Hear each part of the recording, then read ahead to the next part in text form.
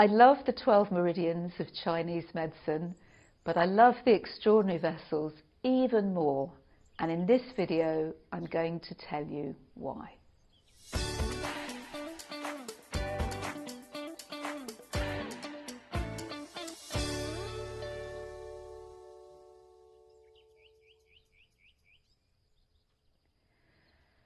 So first of all, why do I love the 12 meridians? Because they regulate our daily cycle of energy. They regulate our breath, which is really fundamental for our whole being. The way that we breathe influences our whole body. They regulate how we take in food from the environment, how we digest it, how we process it. And that's pretty fundamental as well. We know that we are what we eat. And from that, they make blood, a concept in Chinese medicine, which is a nourishing energy. So they nourish us not only physically, but emotionally as well. And we are nourished by the food we eat, but also by the relationships that we have with others. So they're pretty amazing for regulating our day-to-day cycles, our 24-hour clock. But what happens if we find it quite difficult to breathe? Or perhaps if we have eating disorders and we find it really difficult to take in food, maybe anorexia or bulimia, we binge eat or we starve ourselves. Why do we have those kind of issues? Sometimes it's because of something more fundamental. It could be something in our history, in our past, or it may be even a family pattern. We're a family of people that have breathing issues or difficulty with relationships with others. The breathing, taking in from the air, is also about how we relate to outside our body. Maybe we have family histories of being overweight, underweight, of digestive issues and problems. So it could be more to do with our basic genetics. And this is what the extraordinary vessels are regulating. They're much more connected with the basics of our body structure. They take their energy from the egg of our mother and from the sperm of our father. So this egg and the sperm are carrying the history of our mother and of our father. They also carry the history of how the egg came together to meet with the sperm, which could be through a beautiful, loving relationship. It could be through rape. It could be through an egg meeting the sperm in a laboratory. And all of that is imprinted onto our DNA. The Chinese, of course, didn't talk about the DNA, but they talked about our essence. This is what they call the essence, and this is what the extraordinary vessels are present at the moment of conception. They are what bring the egg and the sperm together. The egg and the sperm are expressions of our essence. We also know, and in modern science this is a relatively recent discovery, that the fertilized egg is constantly being modified by her environment. And the first environment, if it's in a laboratory, is for a few days in a lab. In a natural conception, the first environment is the fallopian tube, and we're spiraling down the fallopian tube. So we're going on a journey, and then we arrive in the womb of our mother. And I think it's fascinating that while we're spiraling down the fallopian tube, we don't need anything from the outer world. If we're in an egg in a petri dish also, we don't need anything from the outer world, and that's why the egg can survive outside for a limited amount of time. So there is also this quality of the extraordinary vessels where we are self-sufficient. There's an aspect to them that whatever is going on in the outer world, they help us to manage for limited times, though, that must be said, because at some time we do need to interact with the outer world. So the egg spiraling down, at some point we have to implant into the lining of our mother's womb, and then we're very dependent on our mother. And so this is in the womb, the 9 months in the womb, our environment is modified by our mother. So they contain the memory of how our life was when we were in the womb. But they're also there helping us to grow and to develop. our DNA is being modified, and that's our epigenetics. So it's really connected to all of that. And then for the ancient Chinese, they believed that the amount of years that we have to live in our life is determined at the moment of conception. But whether or not you believe that, as we go through our life, we are growing and developing in both a physical way, but also emotionally. We hope that we're also, as we age, learning from the life that we're living and hopefully becoming wiser. And so we're going through our birth, we're going through our childhood, and there are quite key moments in our life which the memory of which is held within the extraordinary vessels, because it's that's what they're regulating. So how we experienced our birth will be imprinted in these vessels, but also how we experienced our childhood, especially changes. The energy of these extraordinary vessels is said to flow in years rather than hours, 7 years for women and 8 years for men. And we can see that through our lives there are quite key stages at around these times. 7 years, it's getting to the end of our childhood, and 8 years for boys. Second cycle, 14, 16, that's our puberty. Obviously not at 14, 16, it's usually completed by then, but there's another stage of growth and development that's happening. How we experience our puberty is held within the energy of the vessels. And then as we grow through our life, different cycles of fertility. After 7 cycles, 49 for women, that's 7 cycles of 7, that's really the menopause. That's a very definite phase in our aging, and our physical body is changing. But the ancient Chinese believed it's an opportunity for a new time in our life when we're free from childbearing and looking after children, being pregnant, whether or not we have children or not. But we spend the second half of our life focusing more on ourselves. So that's a little overview of what they're regulating, different turning points in our lives. And why I love them is because it enables me, when I'm working with them, to access all these different times in a person's history. So if they come to me and they have a breathing issue, maybe it is related to the immediate environment, but maybe there's something much more fundamental going on, and I can work with them and explore that issue. I talked a little bit about the mother, and our relationship with our mother is our first relationship. So that could be, and it is often very much, a key component in the work that I do these days. I mean, they have transformed my life.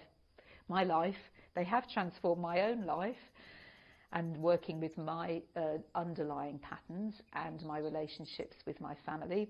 But they have also transformed my work, in that when I work with people now, I find that I'm much more able to have a connection with their history, going back, sometimes even from the moment of their conception. But certainly people find that they're able to transform their relationship with their mother or their father, and in doing so, transforming their relationships with themselves. And that was actually how I came to discover, as it were, the extraordinary vessels, through my work with women during pregnancy. I wanted to find ways of connecting more deeply, helping the woman to really be able to connect with her baby and all the amazing changes that were going on in her body at that time. And I found with the extraordinary vessels, I found that with the 12 meridians, so much was changing. Everything is changing. And when we work with the 12 meridians, we often only work with 2 or 3 of them, perhaps. And I felt I wanted to work with more of them all together. And then eventually I realized what I was feeling was the extraordinary vessels, or were the extraordinary vessels. And now I want to spend a little bit of time sharing with you very briefly these 8 extraordinary vessels, because there are 8 of them. I love the fact that there are 8, because it's about connecting us with our infinite potential, with our infinite nature, with the whole space when we conceive, we're right at the beginning of our life, and anything can happen, and then things along the way may be difficult for us, or challenging, or traumatizing, but we can work with the vessels to help transform all of this. So I think I should probably say what there are. There are 8 of them. They're actually much more interconnected than the 12 meridians. The 12 meridians, they are connected, each meridian is connected to one organ, like the lung for breath, the stomach and spleen, they're 2 meridians for food. I won't go through all of those because there's quite a lot spoken and written about them. But the 8 extraordinary vessels do have 8 organs, but it's not like one organ per vessel. And when I explain the 8 organs, you'll realise a bit why. Because the 8 organs, one of them is the brain. Well, the brain, it's a bit bizarre. There isn't a brain meridian in the 12 meridians, and the reason is because the brain is so important that it needs a whole set of meridians, 8 vessels, to regulate it. So they all connect with the brain. And they all connect also with our reproductive organs, our sexual organs. Again, this was something I found through working with pregnancy. I wanted more direct connections with the womb. Gradually over my career, I've working with fertility, so I wanted to work more with ovaries, with menstrual issues. And these, the Chinese called the palaces, the reproductive organs, the sexual organs. It's not just the womb. It's for women, it's the fallopian tubes, the ovaries, etc.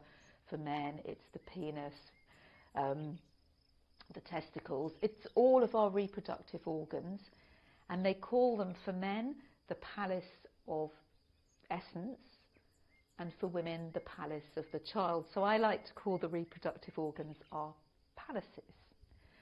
And the other 2 of the other important organs are our heart, which it does have a meridian in the 12 meridians, but it's really our heart about, in its essence, who are we? Why are we here? What's our purpose in our life? And also our kidneys. Our kidneys for the ancient Chinese had a role in day-to-day energy, so the 12 meridians, but they also store our essence, that I said, this energy that's supporting our growth and development. Those of you who know about kidneys know they relate to our bones, growth and development. So it's that aspect of the kidneys. There are also another organ in Chinese medicine, the gallbladder, but it's called a curious organ anyway, but I think it's more about its role in not the day-to-day energy, but again why we are here. The Hun in Chinese medicine is really our part of helping us to incarnate in this body. But the other the other organs are our bones and bone marrow, very important for growth and development. Also our blood and our blood vessels, this whole quality of nourishment. And just a brief overview of the 8 extraordinary vessels. There are a group of them that I call the more inner group, and they all flow through our perineum. So our perineum is a really important part of our body. We know that anyway, but for the ancient Chinese, the perineum was very, very important. Not only for all the reasons that the pelvic floor is important. And all of these, called the inner 4 vessels, emerge on our pelvic floor. In shiatsu, we don't directly touch the pelvic floor, but we can connect with the pubic bone at the front and the coccyx at the back. And then we have one vessel that flows, so they both emerge from the perineum, is the conception vessel, which is the front of the body, midline of the front, and the governing vessel, which is the midline of the back, and they both join our mouth. Mouth-anus connection, very important. I've done a video on this, the microcosmic orbit, but it's a more spiraling movement than just up. It's up and down, going through our heart and our kidneys. That's governing vessel, conception vessel, the origin of all the other vessels. And then each side of this emerging is the penetrating vessel, which follows the traditional kidney pathway up the chest, but has branches over our breasts. I like to think of these as the inner wings of our heart and then it comes up through our throat and meets with governing and conception vessel at our mouth. But it also has an important branchway down into our legs, into our feet. This is really about how we put down our roots and anchor. And then around all of these is the girdle vessel, the vessel of the pelvis. It's very much related to our rib cage. That's the top part. The bottom part is the perineum. And I call these the inner four because apart from the penetrating vessel, they're all focused around the perineum and go directly through, connecting with the midline. Then we have the outer four, and the outer four are the stepping vessels and the linking vessels, and also in the name they are more related to the outer world. So the stepping vessels, or the ankle or the heel vessels, they're in our feet.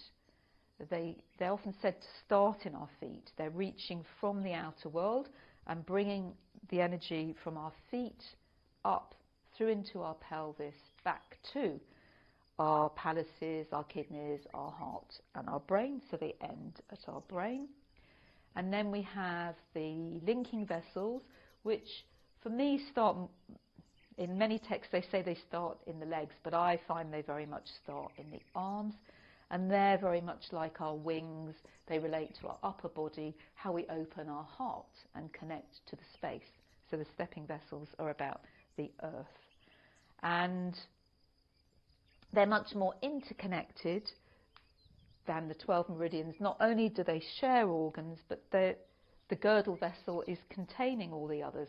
They share points, they share areas, and they regulate our whole body. The stepping vessels also regulate a lot the day-to-day cycle of energy. And essentially they are said to exist in our body before the 12 meridians. So even though on their pathways, apart from conception and governing, which are the midline, the other vessels are made up of points which are also on the 12 meridians, but they combine points of different meridians, and we have to think that they exist first, and then the 12 meridians emerge out of them. So another role that they have is they help to regulate the 12 meridians. So they are also more powerful in that respect, and the stepping vessel is the one that most has a connection between the longer cycles of 7 years and 8 years and the more day-to-day cycles of energy. So I'm going to be making some more videos which explain in much more detail about each of these vessels, because there's so much more that I can talk to you about them. And I'll probably do one more on embryology, because although the ancient Chinese didn't understand embryology in the way that we do now, they understood our development and how we do emerge from the midline or in our physical form of the governing and conception vessel, and then our energies move out from the centre down into our feet and down into our hands. But actually they also understood that our hands emerged first. There are many points on the extraordinary vessels that regulate them that are on the hands, and they knew that our hands were directly connected to our heart. Our hands form before our arms, and it's the same with our legs and our feet. Our feet form before our pelvis, and so they emerge and they carry the memory of being connected to our reproductive organs. And so I hope that's given you a little bit of a flavour of the 8 extraordinary vessels and why they're so powerful. There's so much more that I could share with you, but I hope that you will be inspired to start exploring them. Even just simple connection, which is what I started with pregnancy, with the heart and your womb or your palaces.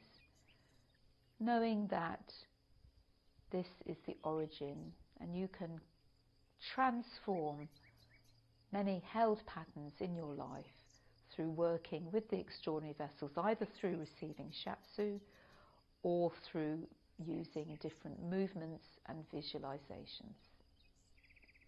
So thank you for sharing this time with me, and I hope you feel more inspired to find out more about the 8 extraordinary vessels.